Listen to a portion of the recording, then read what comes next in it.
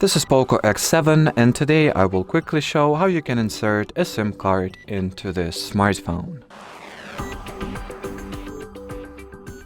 So to begin, equip yourself with the SIM injection tool which you should have gotten alongside the phone itself inside the packaging. If you didn't, or you have perhaps lost it, you can also use the unfolded paperclip or a needle.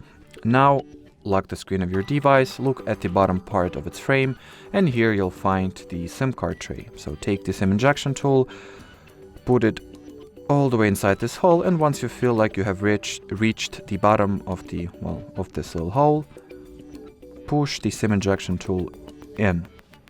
Once you do that, the SIM card tray should pop right out, so you take it out, take your nano SIM card and align the rounded corner of the SIM card with the rounded corner inside the, SIM card tray.